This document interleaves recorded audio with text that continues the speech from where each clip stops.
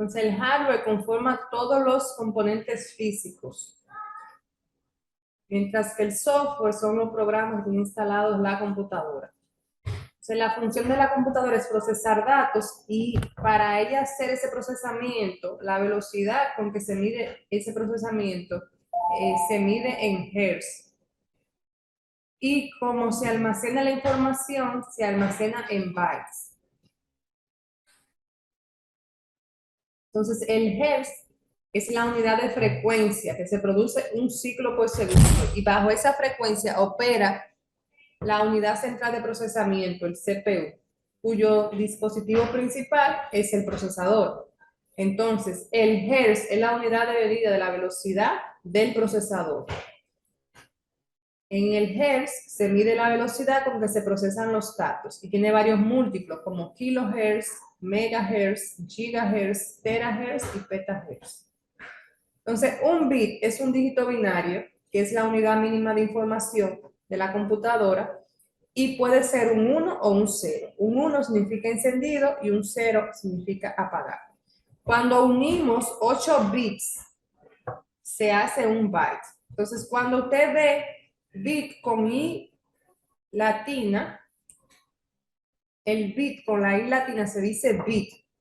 Cuando usted lo ve con Y, se dice byte. Cuando es con I latina, bit. Y es un 1 o un 0. Solamente puede tomar un 1 o un 0. Ahora, un byte tiene 8 bits. Entonces, la combinación de 8 bits pueden dar 256 caracteres diferentes. Los dispositivos computacionales que tienen unidad de almacenamiento primario, la RAM, ROM y caché, guardan la información en bytes. También los dispositivos de almacenamiento secundario, como el disco duro, CD, DVD, memoria USB y otros, guardan su información en bytes. ¿Qué es un byte? Son 8 bits. ¿Y qué es un bit? Un bit puede tomar el valor de un 1 o un 0. Entonces, según George Bigman, el software no puede existir sin el hardware. Para yo crear un software, necesito una computadora donde instalarlo. Yo no lo puedo instalar en otra cosa que no sea una computadora. Ahora, el hardware sí puede existir sin el software. Yo podría tener una computadora en la parte física, pero sin el hardware, sin el software, ese hardware no tiene utilidad porque no hace nada. El software es que le dice al hardware cómo va a trabajar.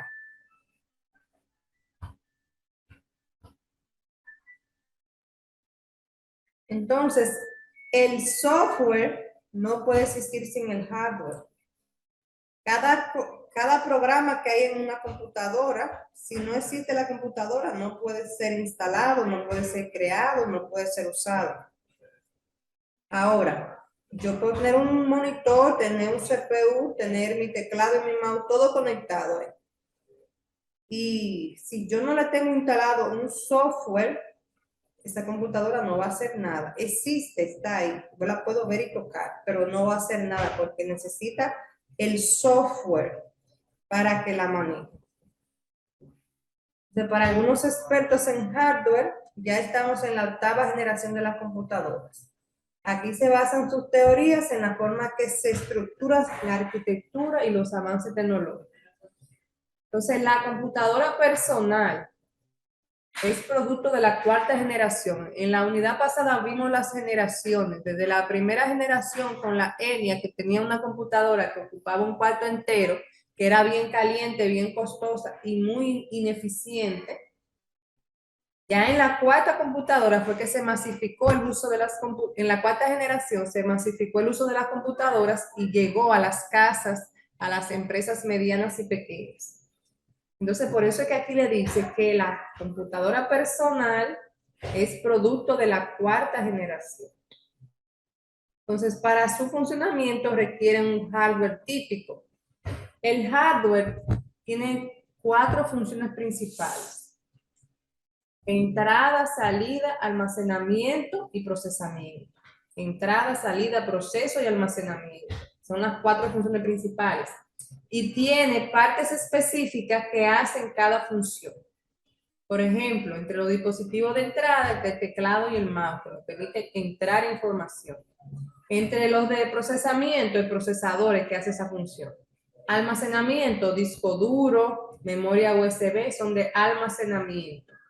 Y de salida, el monitor y la impresora son de salida. Entonces, lo que quiero que comprendan es que hay 4 funciones principales en una computadora: entrada, procesamiento, almacenamiento y salida. Y que cada parte se hace cada función se hace con una parte específica de la computadora.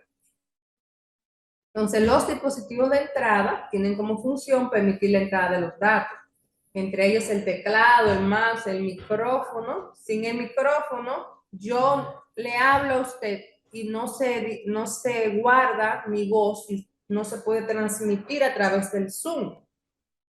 Si mi computadora no tiene micrófono, ustedes no me estarían escuchando, porque para que entre mi voz a la computadora, el dispositivo que permite que entre es el micrófono. Entonces, el escáner permite que digitalicemos imágenes y documentos. Le colocamos la imagen en el escáner y nos permite guardarla en la computadora. Pantalla de tacto es un monitor touch. Si ustedes van a McDonald's, por ejemplo, ustedes ven que los empleados, para digitar su orden, le dan con el dedo en una pantalla. Entonces, eso es una pantalla touch. Cuando usted va a los bancos, que usted tiene que decirle a una maquinita que usted quiere ir a servicio al cliente o que quiere ir a caja, entonces usted le da con el dedo y le sale un recibito que dice su turno.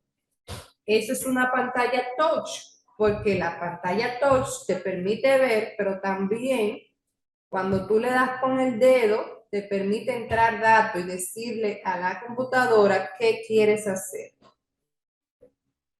Por ejemplo, si uno va a Claro, también en las clínicas lo he visto, que uno le da en una de esas máquinas, le da con el dedo a lo que tú quieres hacer y ella te imprime un recibo que dice el turno. Entonces uno se sienta y ve en la pantalla que le ponen en una pared cuándo le toca tu turno para ir a qué lugar. Te dice si tiene que ir a caja 1, si tiene que ir a caja 2, o si tiene que ir al puesto número 1, al puesto número 2.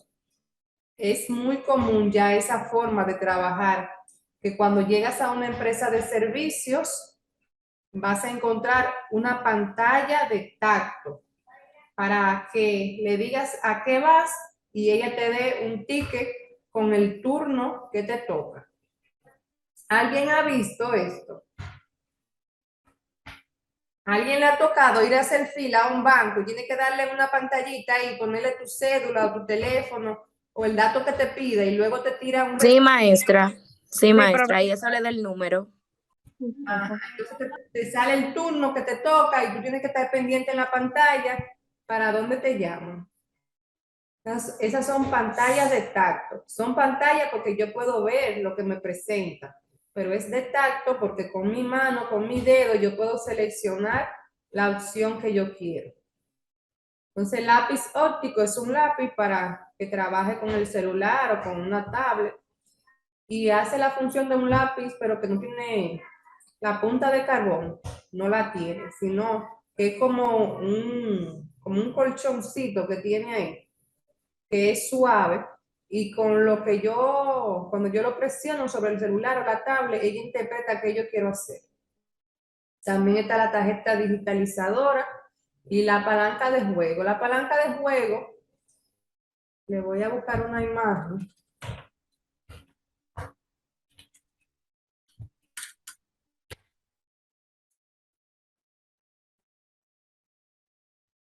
Estas son las palancas de juego. Yo le doy para un lado, le doy para la izquierda y ella interpreta que yo quiero ir a la izquierda. Le doy para la derecha y interpreta que quiero ir a la derecha. Entonces, con esta palanca de juego también yo entro información a la computadora para que ella sepa qué yo quiero hacer. Entonces, en esta unidad hay que descargar el material de lectura. Esta unidad va a tener 2 semanas hasta el miércoles 12 de octubre, va a estar abierta. Entonces ahora vamos a seguir con el material de lectura.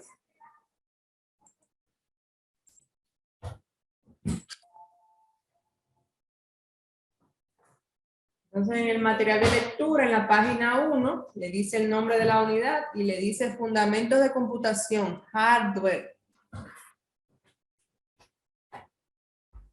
En la página 2 dice quién lo creó, en la página 3 está el índice.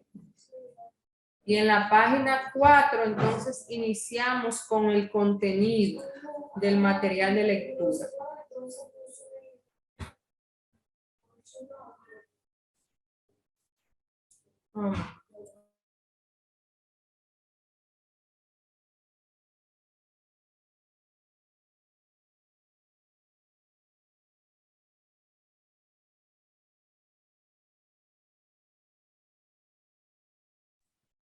Entonces, las unidades pasadas vimos el origen, evolución y aplicación de las computadoras. Ahora vamos a ver la parte física de la cual está constituida la computadora. La computadora se divide en 2 partes, hardware y software. Hard significa duro y soft blando. Entonces, el hardware es la parte física. Entonces, yo quiero que ustedes levanten la mano para que participen. La primera persona que va a participar va a leer la parte de concepto de hardware. Y luego les voy a ir diciendo a cada quien un párrafo. Entonces, concepto de hardware, Lisette Espaillat. Concepto de hardware. Se refiere a la parte física del computador y dentro de este grupo encontramos todos los dispositivos que podemos ver, tocar y que por lo general se conectan de manera externa al computador. El software, en cambio, se refiere a la parte abstracta del mismo, es decir, la parte que alimenta, que instruye, que da vida a la parte física o hardware, de lo que hablaremos con más detalles en la próxima unidad de esta asignatura. Ok, entonces la parte física es el hardware y la parte lógica, los programas se llaman software. Y el software es que le da vida al hardware. Podemos compararlo con el cuerpo humano. El software es nuestro cuerpo y el hardware es nuestro cuerpo, nuestra mano, nuestro pie, lo que nos vemos y tocamos. Y el software es lo que nos mantiene moviéndonos, nuestra alma. Comparamos el software con el alma. ¿Por qué? Porque sin el alma el cuerpo no hace nada. Igual sin el software el hardware no hace nada. Entonces el alma no existe si no hay un cuerpo. El software no existe si no hay un hardware. Yo necesito un hardware para que el software pueda existir porque dentro del hardware es que ponemos el software. Entonces, el software es la parte física y el hardware es la parte física. Hardware físico y software son los programas, la parte lógica. Entonces, en esta unidad vamos a ver más de lo que pasa con el software. Ahora toca 2, unidad de información y procesamiento. Y le toca a Elizabeth. Unidades de información y procesamiento. Es posible que muchos de ustedes se hayan preguntado lo siguiente: ¿cómo es que los datos son representados de manera que sean entendibles, tanto para el computador como para nosotros? ¿Será que pueden entender nuestros lenguajes? La representación de los datos es algo transparente al usuario porque en este no se entera de la forma en que sucede. Pero ciertamente el computador no puede trabajar con documentos, fotos, video o sonido como tal, por lo que estos datos son representados de acuerdo a norma ya establecida, de las que hablaremos en breve. Ok, entonces el computador no trabaja con los datos, con documentos, videos, sonido como tal, sino que Y se me va y se me se come. guardan según las normas que tiene. Entonces continuamos con Lisangeli.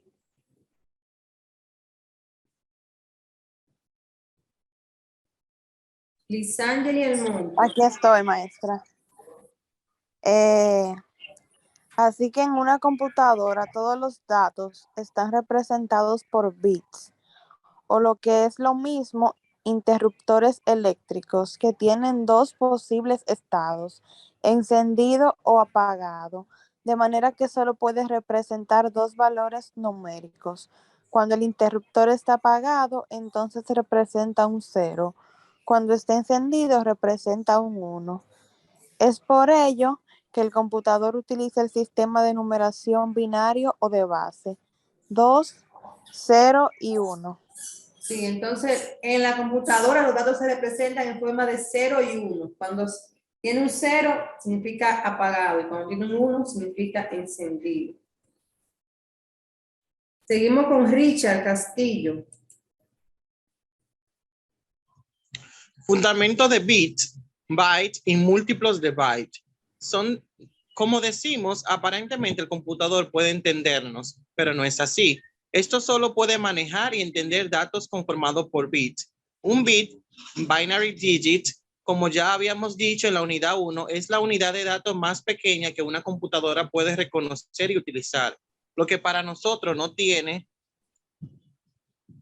significado, pues para representar un carácter, una letra, un espacio o cualquier símbolo, se necesita un byte, que es el conjunto o reunión de 8 bits, siendo esta la unidad de medida de memoria en un computador. Ok, entonces un bit es un 0 o un 1. Cuando 8 bits forma un byte y con un byte yo puedo representar un carácter, que puede ser una letra, un número, un símbolo, diferente, cualquier símbolo se puede representar, pero cada uno con un byte. Entonces, seguimos con Angelina Encarnación. Bien.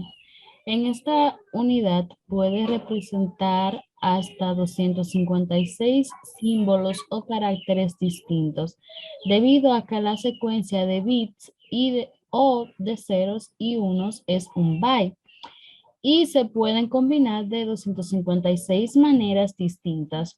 Este número se obtiene elevando 2 al número de bits. 2 a la 28 8, ahí dice 28, pero es 2 a la 8, 2 elevado a la 8 es igual a 256. Y lo pueden comprobar aquí, potencia de 2 a la 8 son 256.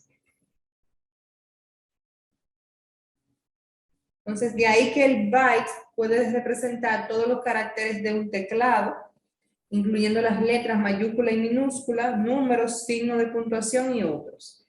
Y aquí van a ver un ejemplo de cómo se pone la palabra was virtual representada en bytes. La U, para representar la U, necesito 8 bits que forman un byte. Ahí tengo una combinación de 8 bits que forman un byte. Y la U se representa como 01, 01, 01, 01. La A 01, 00, 00, 01. La S 01, 01, 00, 11. Y la D 01, 00, 01, 00. Entonces, como ven, cada combinación posible de unos y ceros corresponde a un carácter distinto. Entonces, la A tiene 01, 00, 00, 01. Si aquí uso de nuevo la A, voy a usar la misma combinación. 01, 00, 00, 01. 01, 00, 00, 01. Entonces, lo que quiero que le quede claro es que aquí le está presentando cómo se representa en bytes. ¿Qué es un byte? Una combinación de 8 bits. Entonces, un byte que representa la U es una combinación de unos y ceros, donde Va a poner primero 0, luego 1, 0, 1, 0, 1, 0, 1. Corresponde a la U. Y cada letra del teclado tiene una combinación de 0 y 1 distinto. Cada símbolo, ya sea punto, coma, 2 puntos, comillas, todos los símbolos que hay en el teclado tienen una combinación de 8 bits, por los cuales se representa. Entonces seguimos con Diana García, los hertz, múltiplos de hertz y de bytes.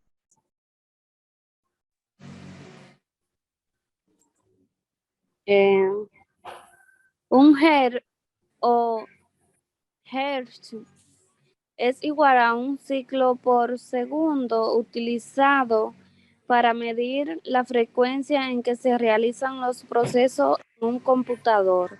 Las computadoras tienen un reloj que mide su velocidad de operación llamado reloj interno o del sistema. El reloj interno es un componente del microprocesador que emite una serie de pulsos electrónicos a intervalos constantes llamados ciclos. Estos ciclos marcan el ritmo que ha de seguirse para la realización de cada paso de que consta la instrucción. Sí, entonces los hertz es la medida de la frecuencia en que se realizan los procesos del computador. La velocidad del procesador se mide en hertz. Y le voy a decir dónde se ven los hertz. Si usted le da al explorador de Windows y busca mi equipo o mi PC, va a decir en su computadora, y le da ahí clic derecho, propiedades, le va a decir el procesador cuántos hertz o gigahertz tiene. Entonces, mientras más alto es ese número, más rápida es su computadora.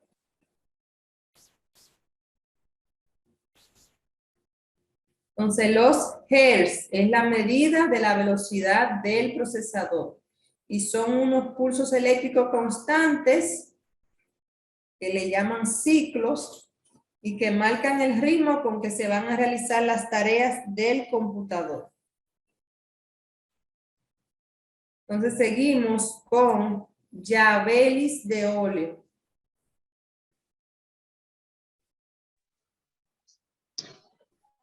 Un ciclo de reloj es el tiempo que se toma el computador para que ese pulso eléctrico cambie de estado en sentido apagado.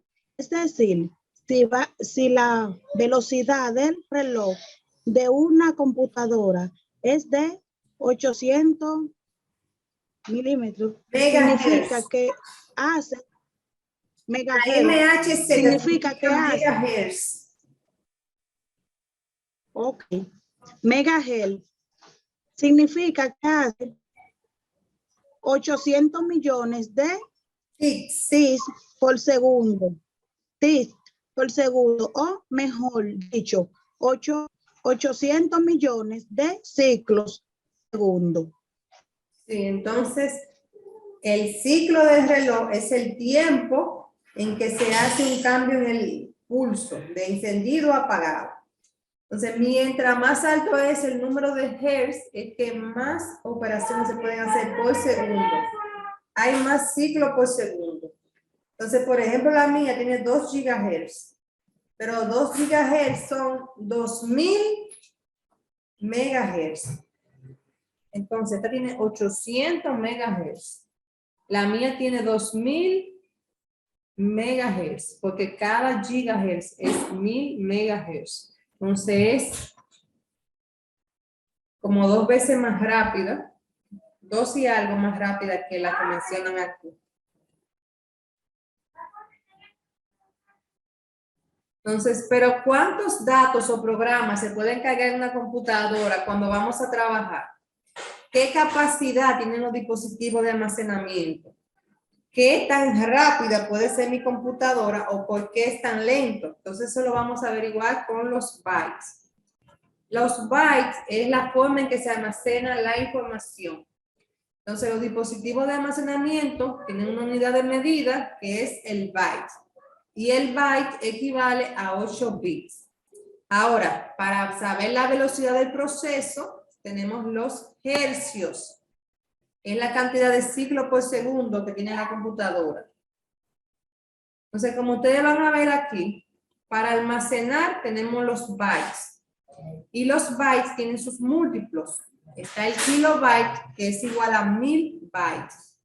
El megabyte, que son 1000 kilobytes. El gigabyte son 1000 megabytes. Terabytes, 1000 gigabytes. Petabytes es igual a 1000 terabytes y así sucesivamente. Entonces, lo que quiero que les quede claro, que es la misma nomenclatura para el procesamiento. Los hertz, si tengo 1000 hertz, es igual a 1 kilohertz. 1000 kilohertz igual a 1 megahertz. 1000 megahertz igual a 1 gigahertz. Y 1000 gigahertz igual a 1 terahertz. Entonces vamos a verlo en una computadora.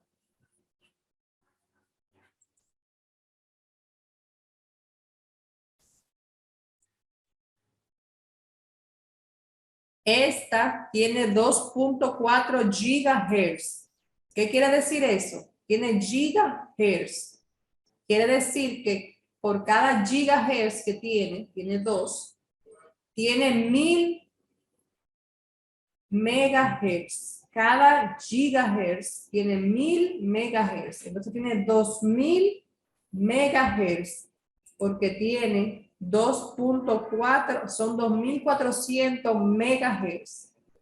Cada gigahertz tiene 1000 megahertz. Entonces 2.4 gigahertz, tal vez usted cree que es poca cosa, pero no es poca cosa. 2.4 gigahertz son 2400 megahertz. Ahora, en almacenamiento, 256 gigabytes equivale a cada gigabyte equivale a 1000 megabytes. Entonces, cuando dice aquí 256 gigabytes, tiene 256,000 megabytes.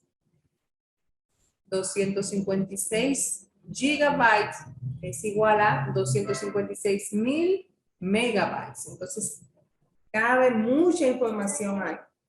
Pero quiero decirles que eso no es lo máximo. Hay discos que tienen más de 256 gigabytes. Por ejemplo, este disco tiene 2 terabytes. TB significa terabytes. Entonces, tiene 2 terabytes. Ah, pues, si tiene 2 terabytes, quiere decir que tiene 2000 gigabytes. Si tiene 2 terabytes, tiene 2000 gigabytes. Entonces, tiene 2 millones de kilobytes. Porque 1000 por 1000, para llegar a los gigabytes, 1000 por 1000 me da 1 millón. Entonces, 2 terabytes son 2 millones de kilobytes. 2 terabytes son 2000 gigabytes. Y 1000 por 1000 me da los megabytes. Entonces, 2 terabytes son 2 millones de megabytes. Porque tengo 1000 gigabytes que a su vez son 1000 megabytes. Y 1000 por 1000 me da 1 millón. Entonces, como ven, ahí se guarda mucha información. Hay de 1 terabyte, de 4 terabytes. 4 terabytes tiene el doble de este, que tiene 2 terabytes. Entonces, ya ustedes saben. Los 256 gigabytes que vimos ahorita no es tanto. Porque hay discos que tienen más capacidad. Por ejemplo, esta tiene 256 gigabytes, pero SSD, que es un tipo de disco duro más rápido.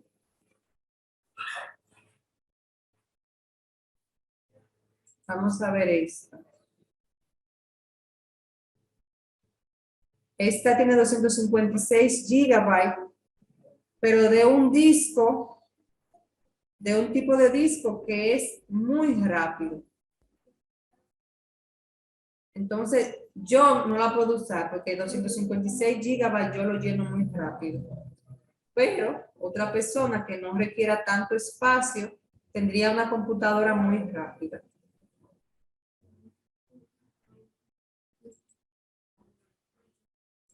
Entonces, ahí le hablé de los kilobytes, megabytes, gigabytes, terabytes, que es la forma en que se guarda la información en la computadora. Y que si el disco tiene terabytes, es que es más grande que si tuviera gigabytes, y mucho más grande que si tuviera megabytes. Ya vamos por aquí, los discos están entre gigabytes y terabytes. En la tienda de computadora donde compramos nuestra computadora para la casa. Ahora, la computadora de la NASA puede que tenga petabytes, exabytes, zeta o yottabytes. Pero la que nosotros usamos normalmente tienen gigabytes o terabytes. Y cuando tienen terabytes no son muchos. De las que yo más, que he visto que tienen más, como vieron ahí, las que tienen más, dijo que tenía 4 terabytes.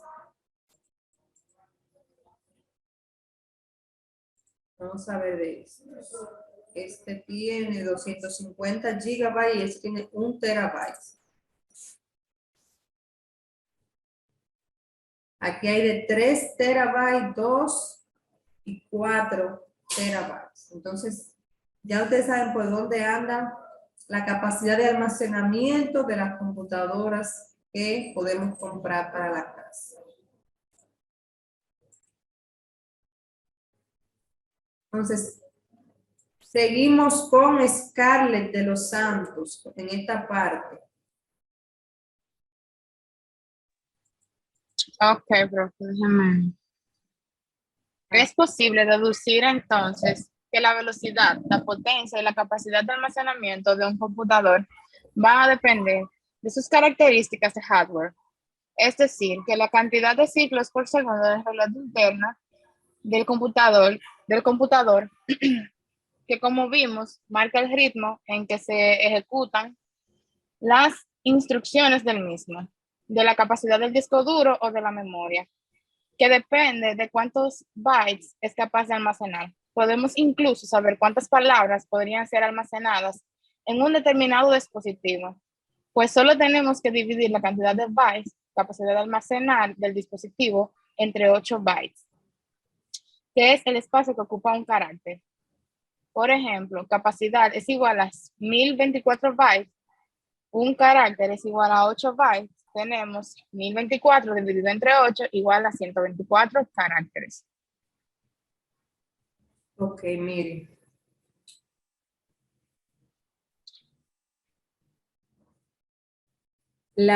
Cuando viene Y, se dice byte.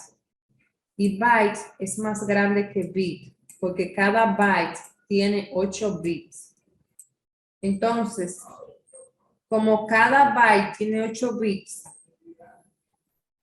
si tenemos 1024 bits y lo dividimos entre 8, esto me da 124 bytes. Y cada byte me puede representar un carácter. Entonces, lo que tienen que tener claro es que con Y se llama byte y tiene 8 bits. Entonces, si tenemos una cantidad de bits y lo dividimos entre 8, nos da la cantidad de bytes, que es cada byte puede representar un carácter. Entonces, continuamos con los estándares de codificación. Christopher. Ok. Para que el computador pueda representar datos diferentes a números propios de nuestras lenguas, caracteres y símbolos que el computador no entiende, los primeros programadores se pusieron de acuerdo en crear un código de texto estándar, el cual usaría los números binarios que el computador sí entiende para representar datos como las letras del alfabeto, signos de puntuación y otros símbolos. Este sistema Este sistema le permitiría a cualquier programador o programa utilizar las mismas combinaciones de números para representar los mismos datos y así no importaría el computador que fuere o el lenguaje que fuere.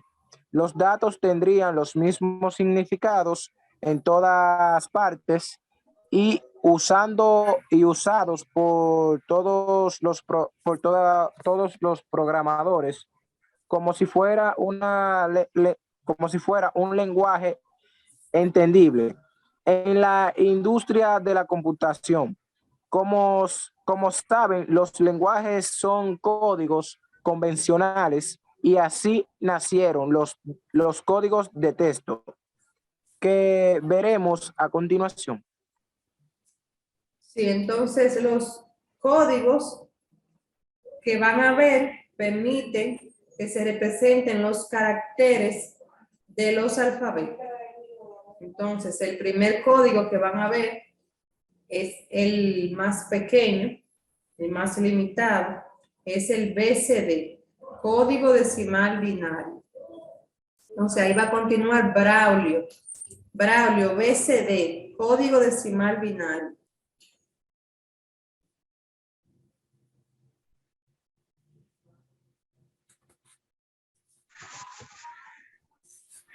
BCD, código decimal binario. Este fue definido por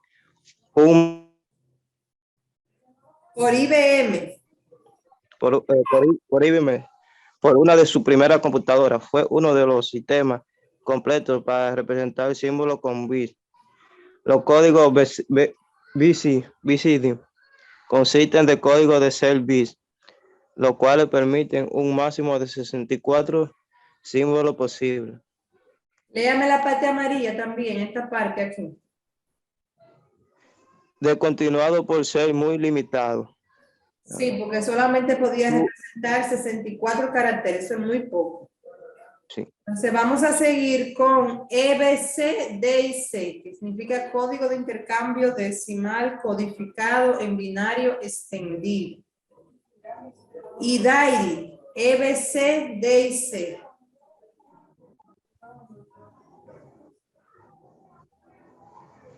Sí, código de intercambio de decimal codificado en binario extendido. Este es un código de 8 bytes que define 256 símbolos. Este aún se usa en mainframes y sistemas de rango medio de IBM. Sí. Su uso de Mainframes, sí. Mainframes, Su uso en computadores personales y muy raro. Es muy raro, sí, porque solo lo usan los mainframes, que son las macrocomputadoras, que son bien potentes, son como servidores. Entonces, no está como masivo en todas las casas ni en todas las empresas. ASCII. Entonces seguimos con Neuselandia, ASCII, que significa American Standard Code Information Interchange. En español, Código Estándar Estadounidense para el Intercambio de Información. ¿Cuál fue el nombre que usted dijo, profe? ¿Tiene que decir? ASCII, Código Estándar Estadounidense para el Intercambio de Información. No es eso, yo digo, ¿quién que va a leer? Neuselandia. Neuselandia. Código estándar estadounidenses para el intercambio de información. Este fue creado por ANSI. Así pues. Sí, ANSI, Instituto Nacional Estadounidense de Normas. Ok, ANSI. Instituto Nacional Estadounidense de Normas para representar símbolos con bits de datos utilizada 7 bits, por lo que significa que puede representar solo 127 caracteres. La amarilla de Leo, profe, también. Sí, la parte amarilla también. es el más común de los juegos de caracteres. Sí, entonces ASCII, se dice ASCII de Código Estándar Estadounidense para el Intercambio de Información. Tiene 7 bits y 127 caracteres.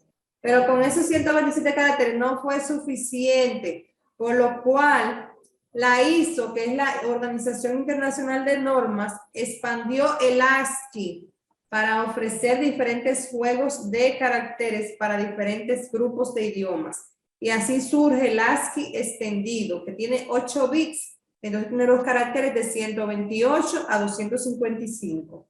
El ASCII normal tiene desde 0 a 127 y el extendido continúa donde quedó el ASCII normal, continúa desde 128 hasta 255. Los primeros 40 símbolos representan pronunciaciones y puntuaciones especiales y los demás son gráficos. Entonces aquí vemos cómo se representa el ASCII en bytes, en ceros y unos. Luego cómo se representa en decimal y cómo y qué significa. Entonces, por ejemplo, cuando yo no sé cómo poner la arroba en un teclado, yo le pongo alternado 64 por los números de la derecha y me sale una arroba. Si yo estoy en Word, estoy en un correo, quiero entrar a Gmail, no encuentro la arroba, entonces le doy alternado 64 y me sale una arroba. Si yo le doy alternado 40 y 41, me salen los paréntesis.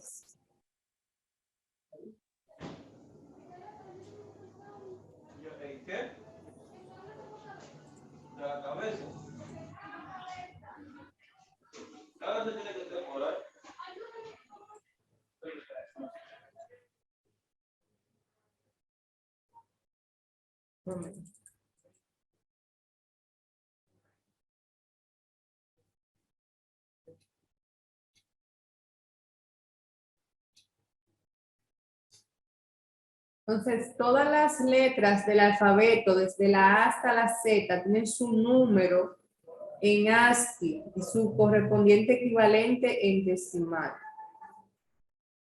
Tanto las mayúsculas, que tienen un código específico, como las minúsculas. A veces en el teclado yo no encuentro la N. Y también la N tiene su combinación. Aquí no sale, pero es 164 y 165. Entonces, con el código ASCII se representan todos los caracteres del teclado, los símbolos, hasta 255. Luego fue creado el Unicode. Entonces, para el Unicode sigue MIghty. Unicode, norma de código único para caracteres mundiales. Ok, norma de código único para caracteres mundiales. Como su nombre lo indica, este código viene a resolver las limitaciones de los anteriores, porque proporciona hasta 4 bytes, 32 bits, para representar cada letra, número o símbolo. Con el uso de 4 bytes se puede crear suficientes códigos Unicode para representar más de 4 billones de caracteres y símbolos únicos en el mundo, incluyendo a los vastos conjuntos de caracteres de los idiomas chinos, coreano o japonés. Además de todas las letras del mundo, en Unicode también se representan símbolos matemáticos y científicos. Ofrece la ventaja de ser compatible de los códigos ASCII. De hecho, los primeros 256 códigos en Unicode son idénticos a los primeros 256 códigos que utilizan los sistemas ASCII y ASCII extendido. Y entonces el único es que puede coger todos los idiomas, porque como tiene 32 bits, que son 4 bytes, cada byte tiene 8. Entonces 4 por 8 me da 32 bits. Como tiene 32 bits, puede llegar hasta 4 billones de caracteres. Y vamos a ver qué significa un billón. Un billón.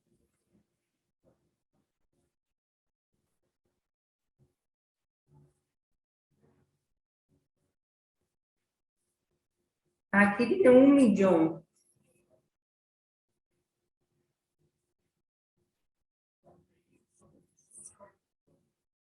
Un billón tiene 1000 millones. 1 billón tiene 1000 millones. Entonces, con el código único tenemos 4000 millones de caracteres. Por eso que se representan todos los idiomas como el chino, coreano, japonés, que tienen sus caracteres específicos.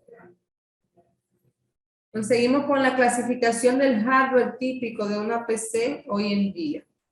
Y como les decía, el computador tiene 4 funciones principales, que son la entrada, proceso, salida y almacenamiento. Entonces, los dispositivos tienen cada uno una de estas funciones. Los dispositivos o son de entrada, o son de salida, o son de proceso, o son de almacenamiento. Entonces, ¿qué son los dispositivos de entrada? Vari, hábleme de los dispositivos de entrada. Dispositivos de entrada se refiere a aquellos componentes del hardware que permiten la entrada de datos al computador, es decir, que aceptan datos e instrucciones del usuario, ejemplo, teclado. Sí, teclado, mouse, micrófono, escáner, son dispositivos de entrada, porque con ellos entramos datos al computador. Dispositivo de salida, Scarlett de León. Dispositivos de salida. Siempre que a través de ellos podamos visualizar, recibir u obtener los datos ya procesados, se estiman como dispositivo de salida. Ejemplo, monitor. El monitor, la impresora, la bocina son de salida porque sale el sonido de la computadora a través de la bocina. Entonces, algunos dispositivos pueden funcionar tanto de entrada como de salida, entre ellos el touchscreen o pantalla táctil o sensible al tacto, ya que permite que yo pueda ver la información, pero también con mi dedo seleccionar e indicarle a la computadora que yo quiero hacer, entrarle mis instrucciones a la computadora. También los dispositivos de almacenamiento pueden ser entrada y salida, porque por ejemplo, cuando yo conecto una memoria USB, yo puedo pasar información de la computadora a la memoria y de la memoria a la computadora. Entonces, de una manera, cuando yo saco información para la memoria, estoy haciendo salida. Pero cuando yo copio de la memoria para la computadora, estoy entrando. Entonces, seguimos con la cabina del sistema, case, casing. Cabina del sistema, case. Cabina del sistema, case, también llamado gabinete con forma de cajón, cuya estructura puede variar dependiendo del tipo de computadora para las que han sido diseñados. Su función es albergar y proteger a todos los dispositivos internos del computador, entre ellos el Motherboard. Motherboard. Eso significa tarjeta madre. La tarjeta madre, en inglés, motherboard. Procesador, disco duro, tarjetas de video y audio, unidades ópticas y memorias. Normalmente es llamado CPU, quizás porque es el elemento interno más importante. Además, aloja la fuente de energía que distribuye la electricidad a través de todos los componentes del sistema. Entonces, miren ahí el case, que es esa caja donde dentro tiene la tarjeta madre y todo lo demás dispositivos como disco duro, memoria, procesador, dentro de ese case. También tiene la fuente de energía, que es donde conectamos la energía eléctrica a la computadora, y ella tiene unos cables que le distribuye la electricidad al disco duro, a la tarjeta madre y a otros dispositivos. Entonces, dispositivo de almacenamiento secundario, Lisangeli.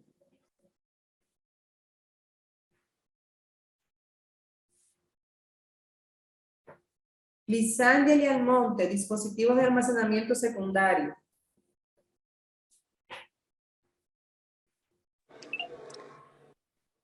Un segundo, maestra. Dispositivo de almacenamiento secundario.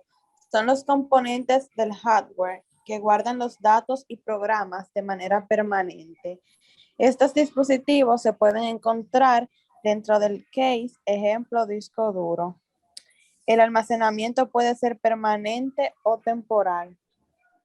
Sí, entonces, por ejemplo, en el disco duro, si usted crea un archivo de Word, lo guarda en el disco duro y usted no lo borra, está ahí de manera permanente. Si usted lo borra, entonces estuvo de manera temporal. Tarjeta madre, Stephanie de la Cruz, o motherboard en inglés. Tarjeta madre o motherboard. Llamada así, por ser la principal y más grande, en ella se conectan las demás tarjetas, viene a ser como un tablero de circuitos que conecta la CPU con todos otros dispositivos del hardware de la computadora. Sí, entonces vamos a buscar aquí una tarjeta madre para que la vean.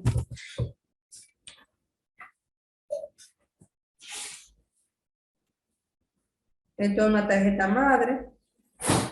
Ahí se conecta el procesador. Aquí ponemos memoria RAM. Y aquí podemos conectar, se llama esta parte ranura de expansión. Podemos conectar tarjeta de video, de red, de sonido.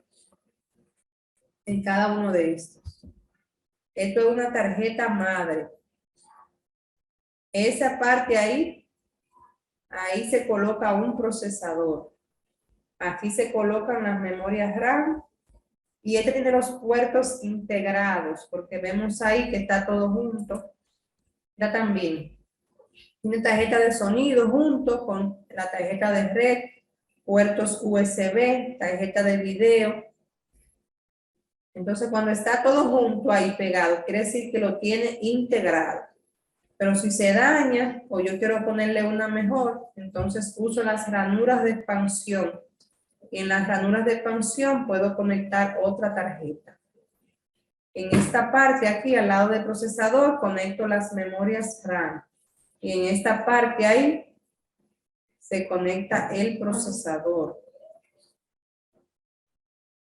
Entonces, esa es la tarjeta madre. Seguimos con la unidad central de procesamiento, Lisangeli.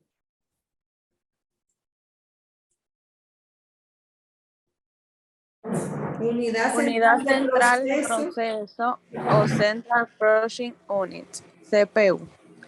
Por sus siglas en inglés, es como su nombre lo indica, la parte central del proceso de los datos y quizás por eso sea la parte más importante, pero este no trabaja solo, es auxiliado por un componente también importante llamado memoria. Aquí podemos ver el CPU como protagonista principal, mejor conocido como el procesador, es donde se ejecutan las acciones con los datos ingresados, las cuales son basadas en las instrucciones del usuario o de un programa. Este consiste en uno o más chips. Ubicados en la motherboard, así como las memorias, el CPU es uno de los dispositivos de procesamiento y es considerado como el cerebro de la computadora, es el que toma las decisiones. Entonces ahí pueden ver un procesador. El procesador es donde se ejecutan las acciones de los datos, las instrucciones del usuario del programa, ahí en el procesador. Y el procesador, como ustedes vieron, se coloca en la tarjeta madre. Tiene un espacio solo para eso, para colocar el procesador. Entonces, cuando queremos que nuestra computadora sea más rápida, pudiéramos cambiar de procesador y ponerle uno más rápido. Se puede quitar de ahí la parte del procesador, conectar otro. Lo que hay que verificar es que sea compatible el procesador que yo quiero poner con mi tarjeta madre. Entonces, los procesadores están compuestos por uno o más chips. Entonces, seguimos con Rafelina. Rafelina Miche. Sí, profe, aquí está. El chip y el microchip, conocido también como el circuito integrado, a veces se usa como sinónimo de procesador y microprocesador, pero en realidad es un chip de todo pequeño dispositivo muy delgado, hecho de silicio, en elementos metálicos en abundancia que la Tierra contiene miles de dispositivos electrónicos conectados como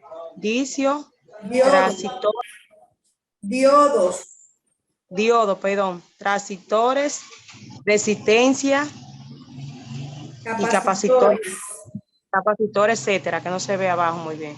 Sí.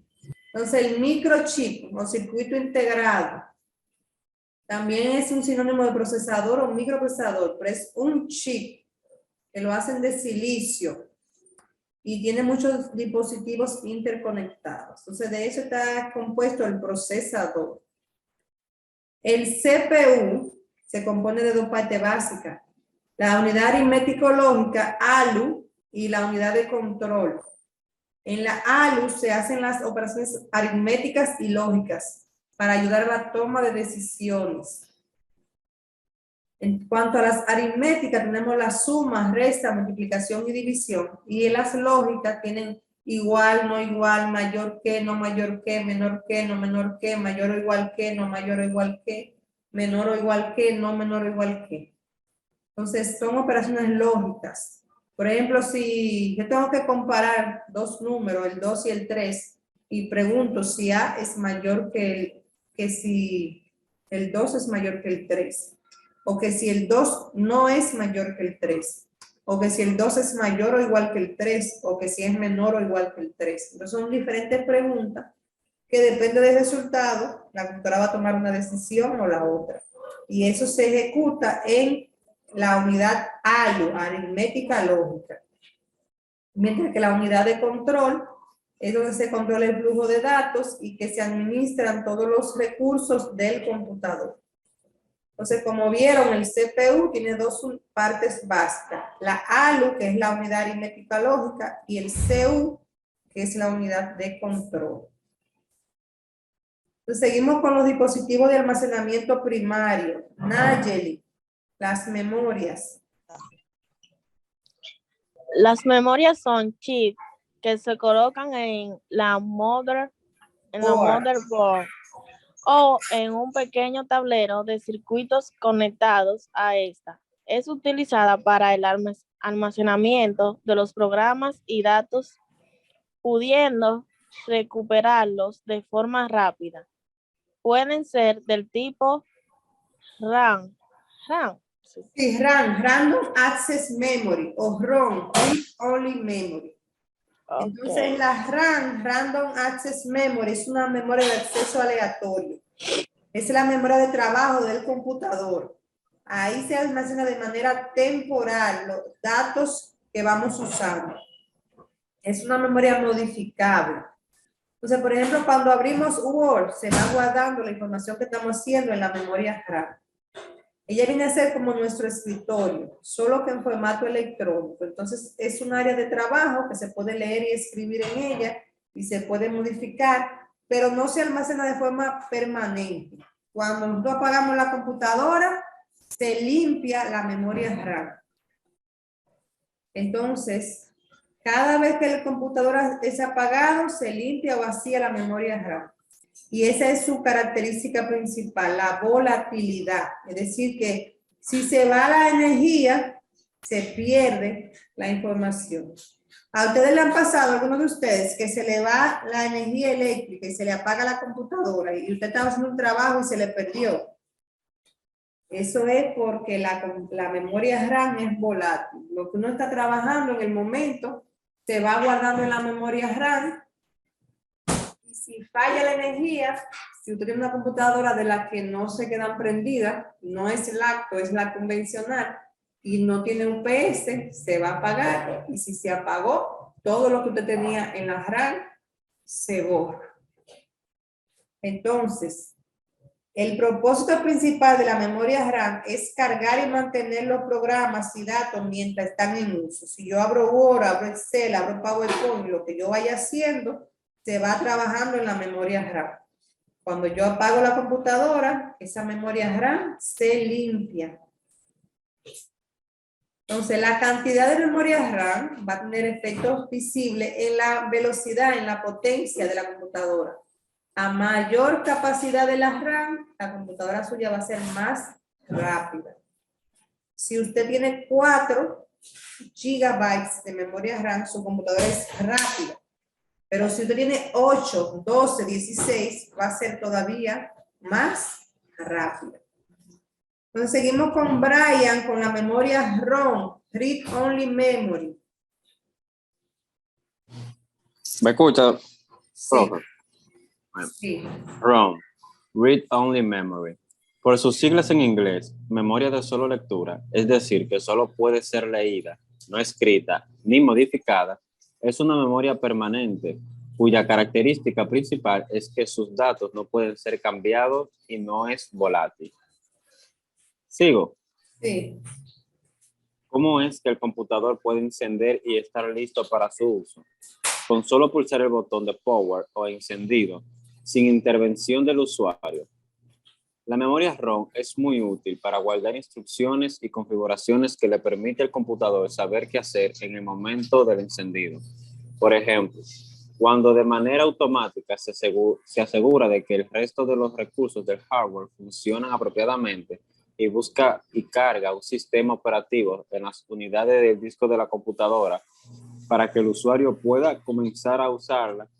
Este proceso, llamado posteo, Power on Self-Test, autodiagnóstico de encendido en español, es posible gracias a este tipo de memoria. Entonces la memoria ROM es donde se guarda la configuración de la máquina.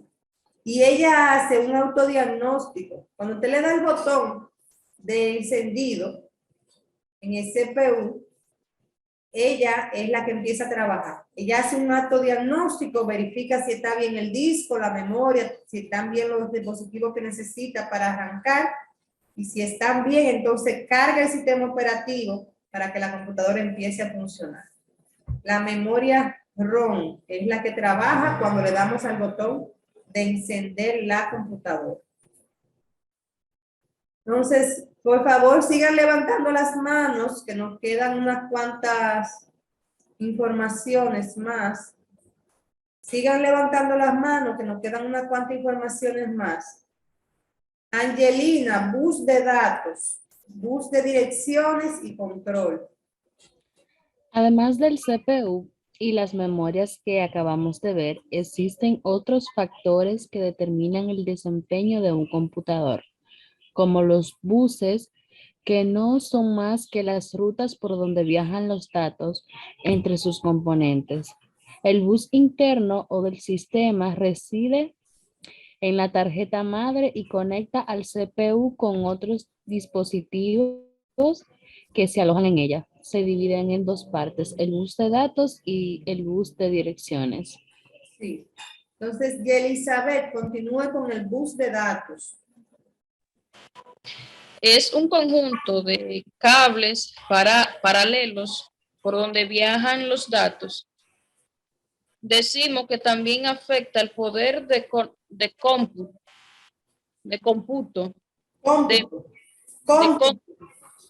cómputo debido a que cada cable puede transportar un bit de datos por vez. Por tanto, mientras mayor sea la capacidad del cable, más rápidamente viajan los datos a través de los componentes del hardware. Al igual que el procesador, la velocidad del bus se mide en megahertz. MHZ, sí. Entonces, bus de datos, ¿qué es lo que pasa? Datos, como una carretera por donde van los datos.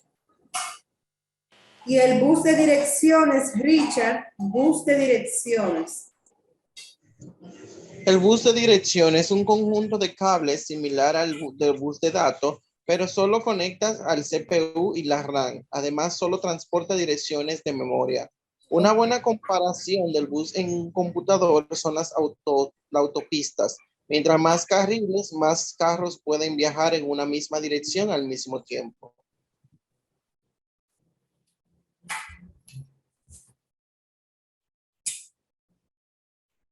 Sí, entonces, a mayor cantidad de carriles, más carros pueden viajar y más rápida es la computadora.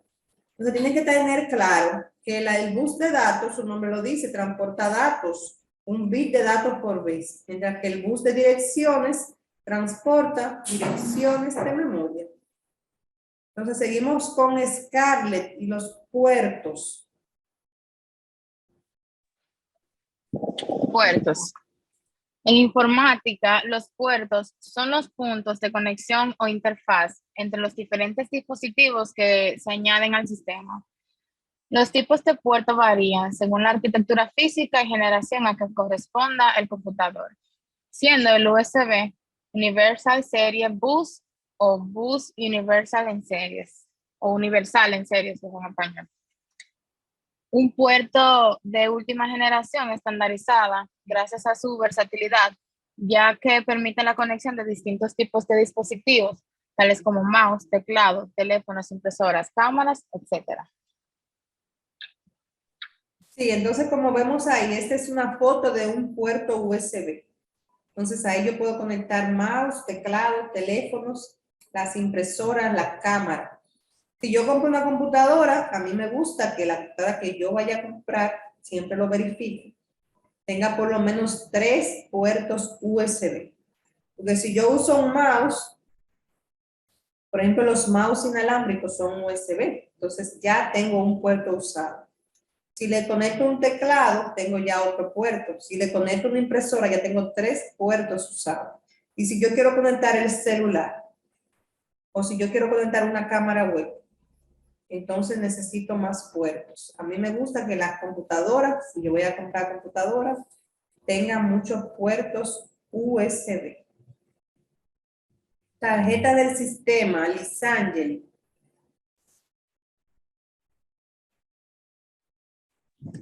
Tarjeta del sistema. Se refiere a las distintas tarjetas de expansión que integran el sistema para otorgarle al computador mayores capacidades. Estas sirven como controladoras de una determinada función, dependiendo del tipo que sea, entre las que se destacan las tarjetas de video, de sonido, de red, de memoria, etc. Bien, entonces las tarjetas, vamos a ver si aquí tenemos tarjetas.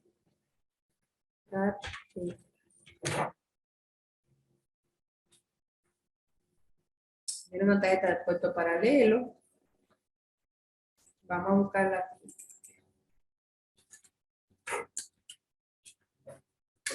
Lo que pasa es que las tarjetas ahora vienen integradas, entonces uno no la compra por separado, pero también se pueden comprar por separado y serían así. Por ejemplo, esta es una tarjeta de red y ahí le coloco el cable de red en ese espacio. Esta es una tarjeta de video y aquí le conecto el monitor.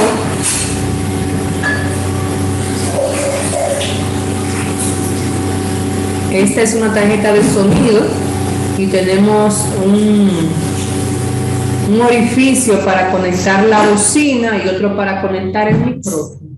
Entonces esas tarjetas se conectan a la computadora en las ranuras de expansión, que son los espacios o aberturas de la tarjeta madre donde se colocan las tarjetas de expansión. Entonces cuando vimos la tarjeta madre,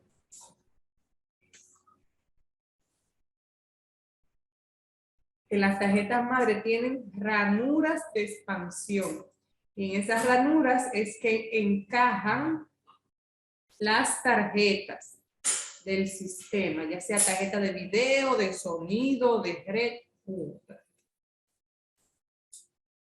Entonces, hasta aquí el material de lectura. Además del material de lectura, que hay otro material complementario. Este material complementario le va a ayudar a responder las preguntas de la tarea. Déjenme abrirlo al lado. Tengo ahí y voy a abrir la tarea. Entonces, la tarea dice, elige 2 dispositivos de entrada.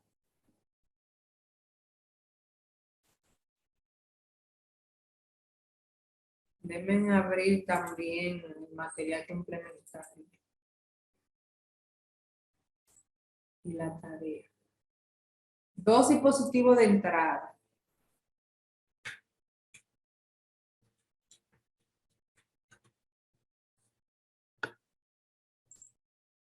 Aquí te dice que son los que permiten la entrada de datos al computador, por ejemplo, el teclado. Pero también en esta parte se llama consigna, que es donde te explica de qué se trata la unidad. Y aquí hay más dispositivos de entrada, teclado, mouse, micrófono, escáner, cualquiera de esos usted lo puede elegir. Se va a una tienda de computadoras, una página de la tienda, y le pone el que usted quiera usar, por ejemplo, teclado, y le aparece en teclado. Y el que usted elija, usted selecciona el título, y ahí le va a decir el teclado y la marca, que fue la marca, de qué compañía lo hizo. Que lo hizo Microsoft, que lo hizo Logitech, este lo hizo Clips. Entonces, en la tarea,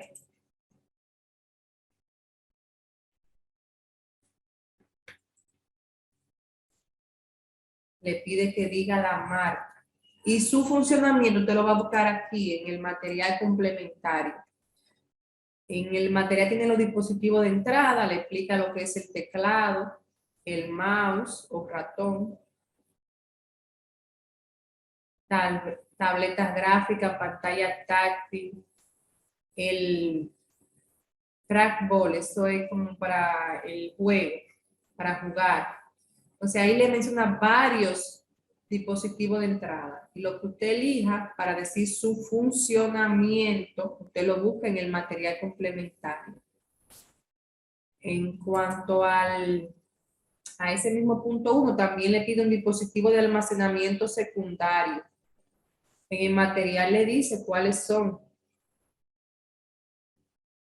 Mírenlo ahí, dispositivo de almacenamiento secundario, por ejemplo, el disco duro. En el material complementario, usted va a buscar dispositivo de almacenamiento. Están los de salida.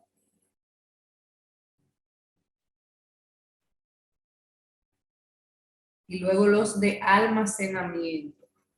Entonces, los de almacenamiento son, por ejemplo, el disco duro, CD, DVD. Entonces, aquí en el material debe explicar cada uno. Y usted, si quiere elegir el disco duro, entonces usted va a buscar qué hace un disco duro. Si usted quiere elegir CD-ROM, entonces va a hablar de qué hace el CD-ROM. Si usted quiere DVD, entonces, ¿para qué sirve el DVD? ¿Qué hace el DVD? Eso es la tarea, el punto 1. En dispositivo de almacenamiento secundario pueden ser disco duro, CD, DVD, memoria USB. Entonces, con el material complementario, usted va a buscar para qué funciona, su funcionamiento, y en la página de la tienda de computadora, usted busca, por ejemplo, pendrive. Usted quiere pendrive, entonces usted puede coger un pendrive, coge el título que diga la marca y también dice la capacidad. O si usted en almacenamiento quiere un disco, entonces usted elige el disco y pone el título para que diga la capacidad en gigabytes o terabytes y la marca. Entonces, aparte de la marca, con el material complementario, usted va a decir para qué sirve el disco duro, que usted lo va a encontrar ahí. Entonces, estamos hablando de la tarea, de la pregunta número 1. 2 dispositivos de entrada y un dispositivo de almacenamiento. Yo quiero que me digan ejemplo de dispositivo de entrada y ejemplo de dispositivo de almacenamiento. Que me digan un ejemplo de dispositivo de entrada tal, de almacenamiento tal.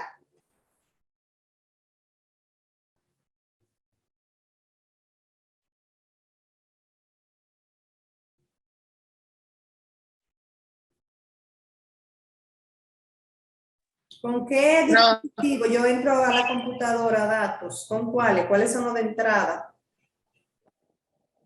Profe, con el teclado, el mouse, los escáneres, los micrófonos. Sí. ¿Y con qué dispositivos yo puedo almacenar? ¿Cuáles son de almacenamiento secundario? Disco duro.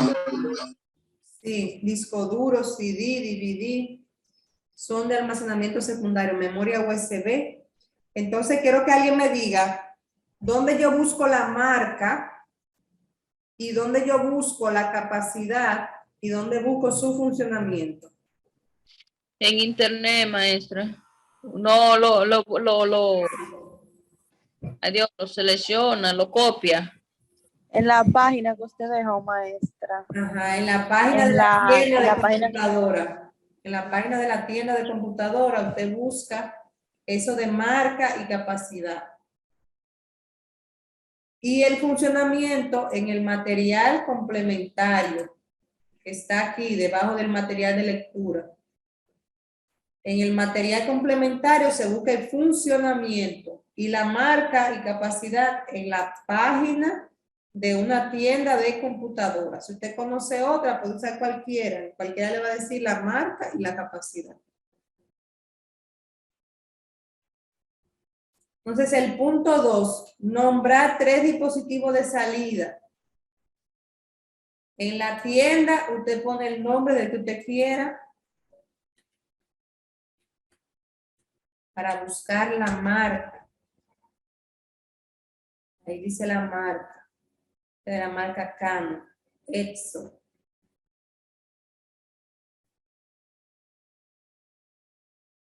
Tienen que verificar que sea una impresora, Epson, por ejemplo. Entonces, con la página de la tienda de computador usted va a buscar la marca, pero su uso y aplicación te lo va a buscar en el material complementario. Aquí más arriba estaban salida en papel, eso era impresora. Salida, ¿qué es la salida? Que da señales a la gente. Y está la pantalla o monitor. También está salida en papel, las impresoras. Salida que puede oírse, las bocinas. Entonces usted busca para el punto 2, 3 dispositivos de salida. Dígame 3 dispositivos de salida.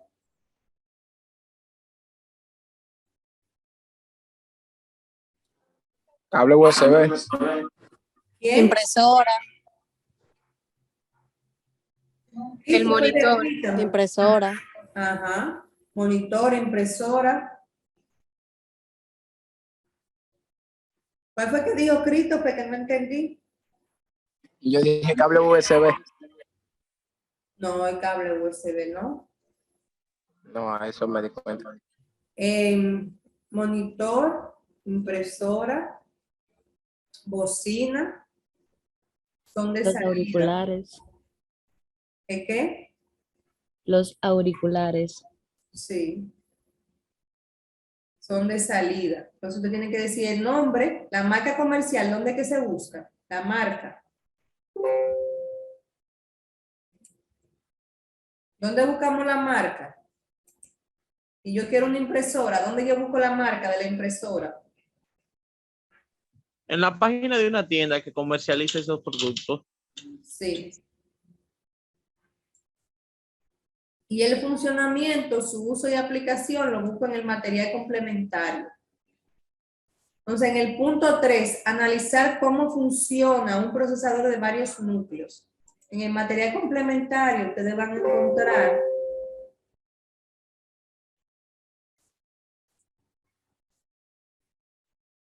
mírenlo aquí, en un cuadro rosado.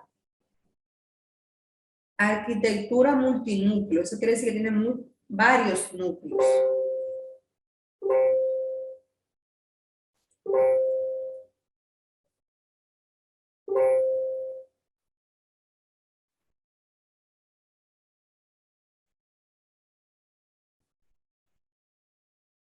Para la pregunta número 3.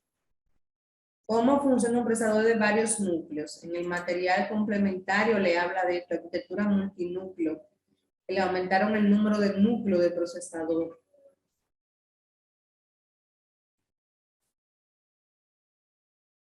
Pero usted pudiera complementar con el internet. Entonces, ¿cuál es la relación que tiene el reloj del sistema con la unidad central de procesamiento? En el material complementario le habla en la primera página del reloj. Pero también en su material de lectura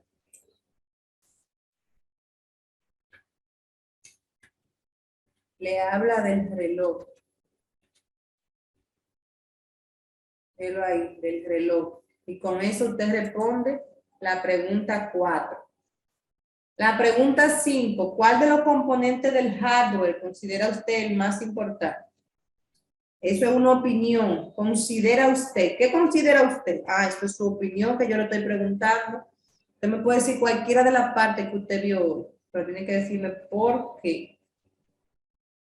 En la parte 6, ¿cuáles consideraciones hay que tener en cuenta para adquirir una computadora? Usted se va a una página de tienda de computadora y busca una computadora que a usted le parezca apropiada.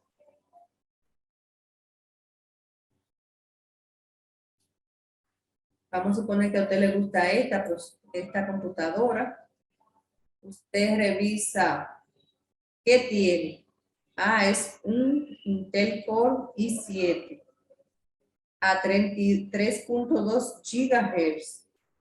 Tiene 16 de memoria caché, 8 de memoria RAM. Tiene 1 terabyte de disco.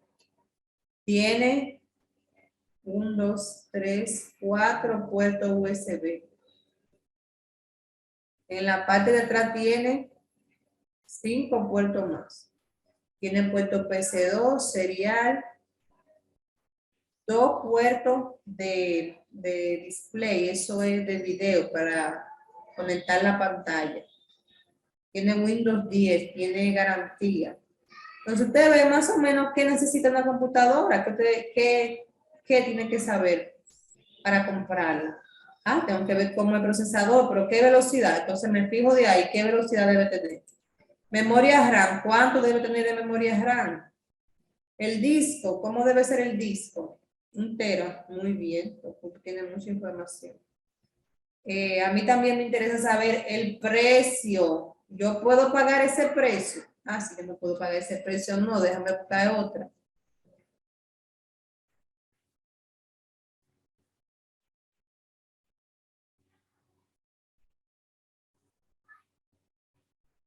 Déjame ver si yo encuentro otra, aunque sea usada, entonces, a ver si el bolsillo mío lo puede pagar.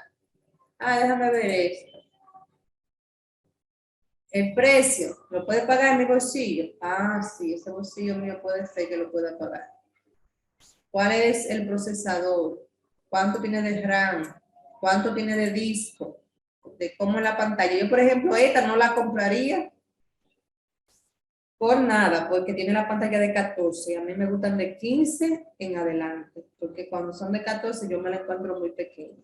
Tiene que tener cámara, tiene que tener micrófono. Mira lo que dice aquí, no OS. Eso quiere decir que no tiene sistema operativo. Que para que yo le ponga Windows hay que pagar. Entonces ya el precio no es 14. Cuando yo le instale el Windows me van a cobrar más. Garantía de 3 meses. Sí, necesito por lo menos 3 meses para ver si ella está bien o no. Y si no, que me la cambien o me la reparen.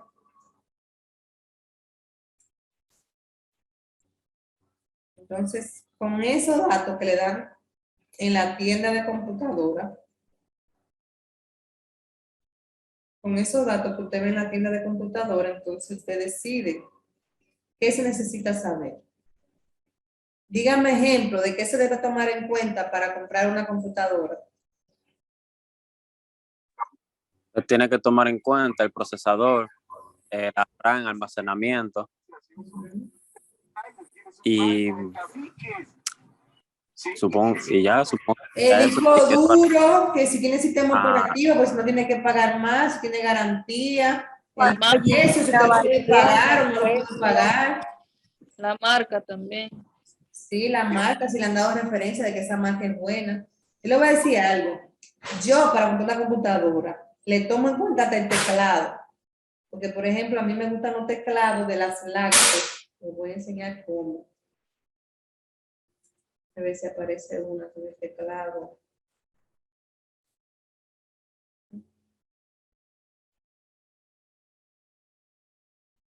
Esta parece que tiene teclado. Que tenga ya en la parte derecha los números todos juntos. Porque cuando yo voy a digitar la nota de los estudiantes, yo lo puedo hacer más rápido cuando tengo los números ahí, que está buscando los números en esta fila aquí arriba. Entonces yo hasta eso tomo en cuenta el teclado. Si no tiene esos números en la parte derecha, el teclado de la computadora, yo no la pongo. Así mismo usted puede, por ejemplo, la pantalla, este de 15.6. Si yo de 15 arriba puedo trabajar con una pantalla. Como yo uso lentes, a mí no me gusta la pantalla muy pequeña. Este tiene 128 gigabytes. Yo lleno eso rapidísimo. No puedo comprar ella. Tiene que ser la mía, tiene que ser de 512 arriba. La memoria RAM, esa de 4, sirve para Word, Excel y PowerPoint, pero yo hago más cosas de ahí. Y por eso necesito más memoria RAM. Con 4 no me es suficiente. El sistema operativo Windows, claro, tiene que ser Windows, porque si yo, el que más uso, el más he usado, el que yo conozco es Windows, entonces, si yo compro otro, tendría que empezar de cero a aprenderme cómo hacer cada cosa. Alguien más que me diga qué se toma en cuenta para comprar una computadora.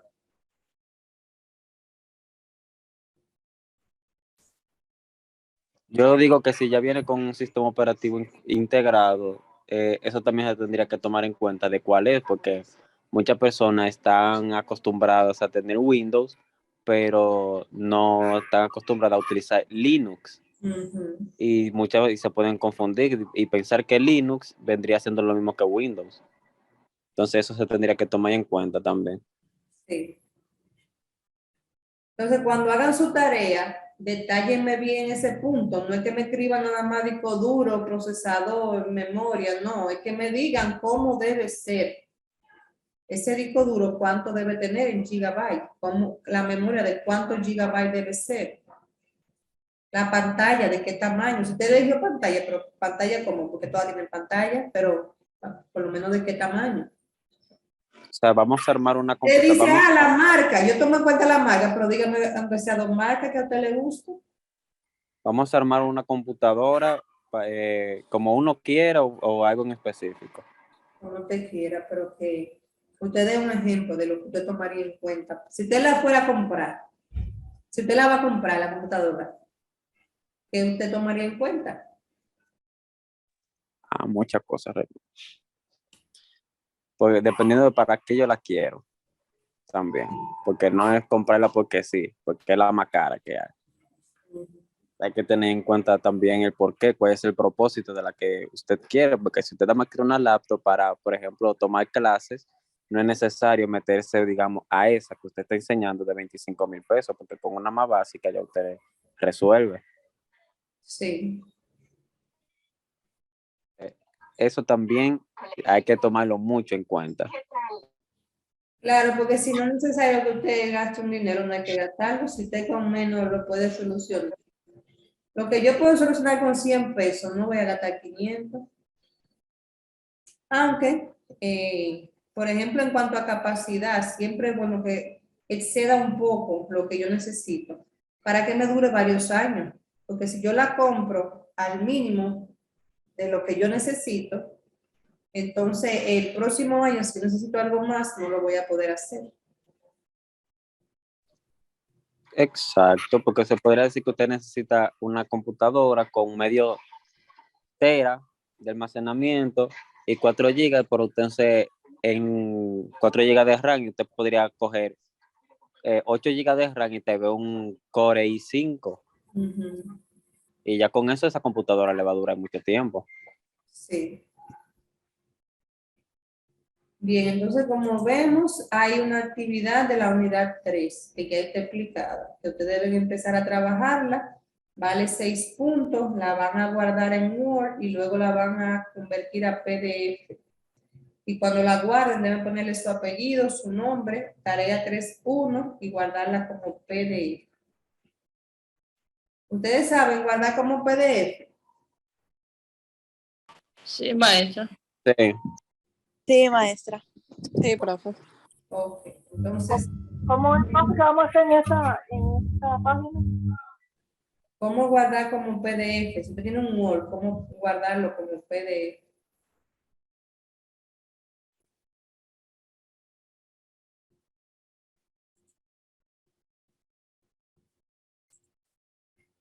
Si yo trabajé un Word, aquí es que va el Arial, que le dice Arial y el tamaño 12. Y ahí usted tiene toda su tarea. Entonces, cuando usted guarda, yo voy a guardar en descarga porque no voy a usar el documento, pero si usted quiere guardar en documento o en el escritorio, también lo puede hacer. Entonces, si yo lo fuera a guardar, tengo que guardarlo con Torres Lilian, tarea 1. Eso es la nomenclatura que me pide para guardarlo. Mi apellido, mi nombre y tarea 3.1. Si es Allison, Allison va a poner Martínez, Allison, tarea 3.1.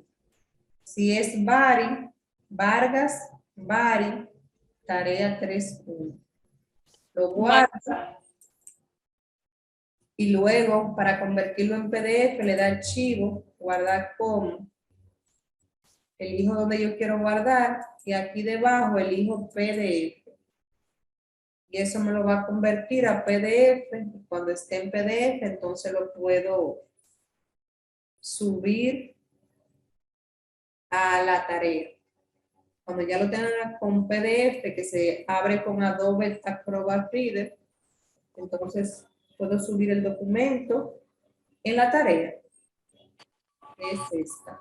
Maestra, Digo, aparte de que hay que guardarlo con el nombre y el tareas, la unidad, no es necesario ponerle su hoja de presentación. pues con el nombre y la unidad está bien. Ah, ok. Porque como yo siempre trabajo y lo primero que yo hago siempre... Ah, pues si usted la pone no hay problema, no hay ningún problema que la suya tenga su hoja de presentación. Ah, ok, gracias.